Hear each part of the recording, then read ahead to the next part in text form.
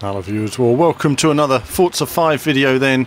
We're looking at the Nurburgring, which has been added to Forza Motorsport 5 this week. A nice surprise at the Microsoft conference, the fact that it was then enabled to be online straight away. And of course we see a lap here by Ross as well. He's kindly put this together for me in the Audi 90 Quattro, which is a beast of a car to drive, loads of power, and you can see here a lot of fun as well. It's always nice and satisfying when you get a car like that to really work. Obviously understeers a lot because it has so much power, but once you control that power, absolutely fantastic. So this is a laser scanned version, and I think the first thing that sort of strikes me about it is it's very different looking to the Assetto Corsa version. I don't know, there's just subtle differences. This part here seems a bit flatter, the curb seems slightly different there, and the camber's slightly different. It's more cambered on the Assetto Corsa version.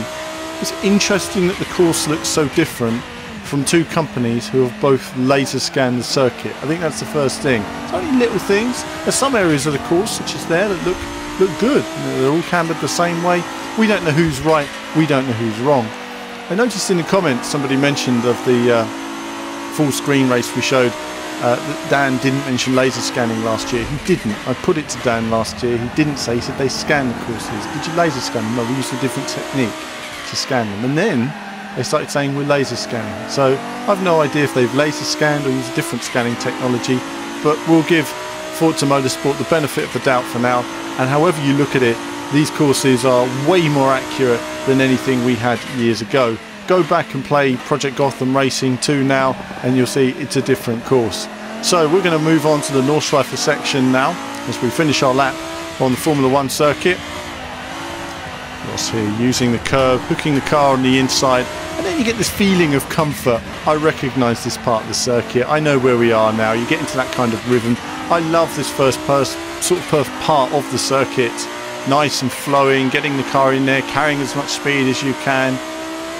Really nice feel and flow. Visually there's so much detail there in terms of the foliage, the grass. We love a good bit of grass, and there's lots of grass here. The detail in the tarmac, the lighting, it really shows the performance that Turn 10 are already squeezing out of the Xbox One.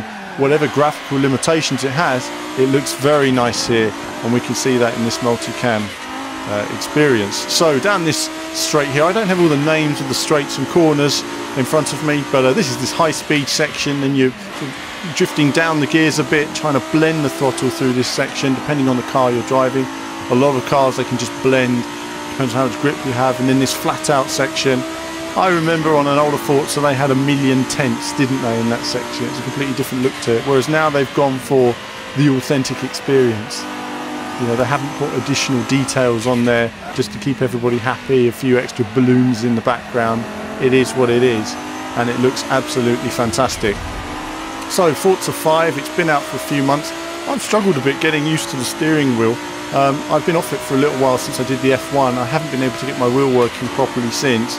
Just tricky with the handling for some reason, so it's something I'm going to look at again in the future. I'll be talking on other videos about E3 and about Forza Horizon 2 and all the other driving games as well. We're waiting for some content to come in on all that before I start rambling on about it. I haven't had the chance or been given access to play those games yet by the publishers, but I hope at some point Turn 10 and Playground Games do give us an opportunity to get our hands on, see what it's all about. Ross here though, really going for it on this lap. He's not hanging about.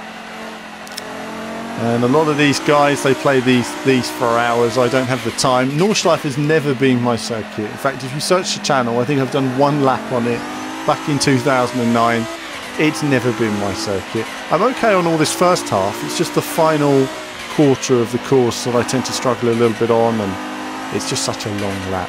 But as an acquired taste goes, Turn 10 have done a cracking job on this so far as we go on this downhill section now, looking at the second part of that apex as much as you can with this car. Ross trying to use the curbs, get the car in there.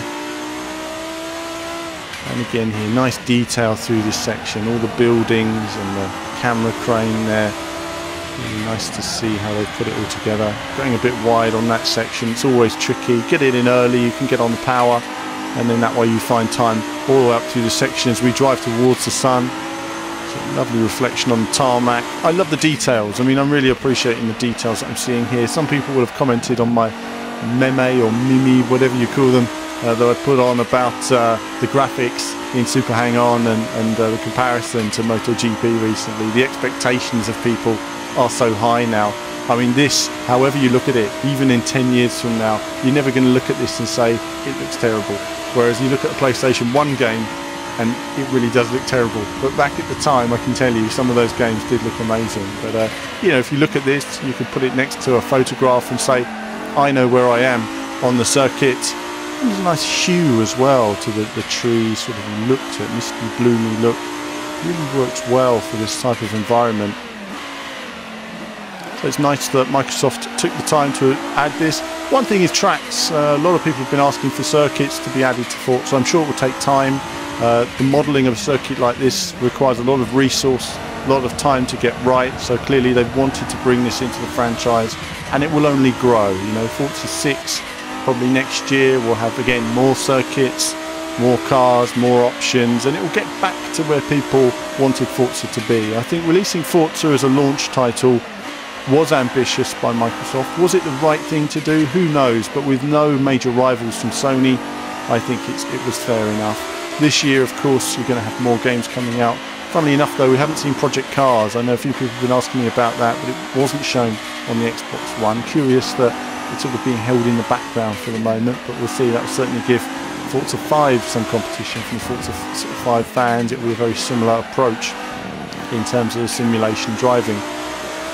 I've not played for a while. Again, all these games handle so differently. I mean, when you've been playing Assetto Corsa or Grid and you come to Forza, it's a completely different mindset on the handling. Some things I'm not too pleased about. There are some things where I find Assetto Corsa just has a bit more natural grip to it, natural feedback. I find Forza has this tendency when you turn in, you lose grip, and then the car just kind of what's the term I'm looking for now? It's gone. It's drifting off as if it's on water. It's gone. So it just drifts off as if it was water on the circuit. My mind's gone completely blank now, and it just kind of got that feel. Aquaplaning. There we go. Aquaplaning. It feels like it's aquaplaning sometimes on the circuit in terms of when you're turning in. But Ross certainly has the hang of it here as he comes around the final part of the course. That bank corner, always tricky to get into, can spit you out if you're not careful, so you really have to take it gingerly if you want to be nice and consistent. And now coming around this final corner here onto the back straight before, of course, we turn off back onto the Formula 1 circuit. So what do we think of this? Fantastic looking circuit, really nicely modelled. You can see turn 10 have put bags of detail in. One of the best looking racing experiences ever made, ever, basically. It's as simple as that. Looks absolutely fantastic. We hammer down this straight at incredible speed. It's going to be like this at Le Mans this weekend as well. Le Mans is going to be fantastic. I haven't even talked about that yet. I'll be watching Le Mans. If you're watching it, I'll be watching it, as well as the World Cup as well. And so we come up in the corners to go, and then we'll turn down that final straight. And that's it for this video of a look at the Nurburgring on Forza Motorsport 5 and a few of my rambles, but there'll be lots more content from me to come of E3 and other bits and bobs in the coming days, but there'll be more from me very soon.